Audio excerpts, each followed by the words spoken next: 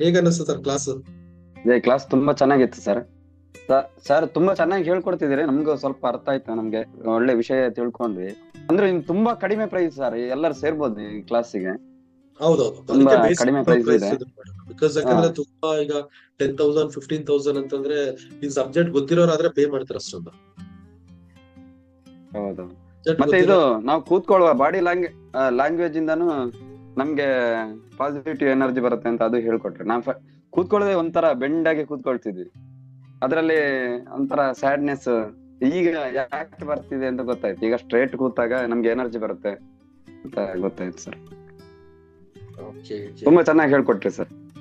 ಕ್ಲಾಸಿಂದ ಏನ್ ಅರ್ಥ ಆಯ್ತು ಅಂತಂದ್ರೆ, ನಾವು ಎಲ್ಲರೂ ಅಂದ್ರೆ ಕಹಿ ನೆನಪಿಗೆ ಅದ್ರಲ್ಲೇ ಒದ್ದಾಡ್ತಾ ಇರ್ತೀವಿ. ಅಂದ್ರೆ ಗಾಣಕ್ಕೆ ಕಟ್ಟಿದ ಎತ್ತಿನ ತರ ತಿರ್ಗಾಡ್ತಾ ಇರ್ತೀವಿ, ರೌಂಡ್ ಹೊಡಿತಾ ಇರ್ತೀವಿ. ಆ ಒಂದು ಪ್ಯಾಟರ್ನ್ ಹೇಳಿದ್ರಲ್ಲ, ಬ್ರೇಕ್ ಮಾಡಿ ನಾವು ಒಳ್ಳೆ ಕಡೆಗೆ ಹೋಗ್ಬೇಕು ಅಂತ ನೀವು ಹೇಳ್ಕೊಟ್ರಿ, ಅದು ತುಂಬಾ ಚೆನ್ನಾಗಿತ್ತು. ಬೇರೆ ಇನ್ನು ಯಾವ ಟಾಪಿಕ್ ಇಷ್ಟ ಆಯ್ತು ಸರ್ ನಿಮ್ಗೆ? ಅಂದ್ರೆ ನಾನು ಮನಸ್ಸು ಬೇರೆ, ಅಂದ್ರೆ ನೀವು ಹೇಳಿದ್ರಲ್ಲ ಮೈಂಡ್ ಬೇರೆ, ನಾನು ಬ್ರೈನ್ ಮೈಂಡ್ ಒಂದೇ ಅನ್ಕೊಂಡಿದ್ದೆ.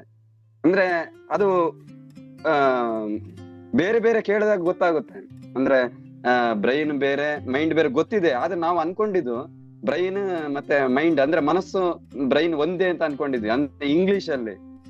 ಹಾಗಾಗಿ ಎರಡು ಒಂದೇ ಇರಲ್ಲ ಅಂತ, ಅಂದ್ರೆ ದೇಹ ಬೇರೆ ಮನಸ್ಸು ಬೇರೆ ಅಂತ ಗೊತ್ತಿರ್ಲಿಲ್ಲ, ಈಗ ನಮ್ಗೆ ಅದು ಗೊತ್ತಾಯ್ತು. ನೀವು ಹೇಳಿದ್ರಲ್ಲ ಬಾಡಿ ಮೈಂಡ್ ಅಂತ, ತುಂಬಾ ಚೆನ್ನಾಗಿತ್ತು ಸರ್ ಕ್ಲಾಸ್. ಸರ್ ನಮಸ್ತೆ.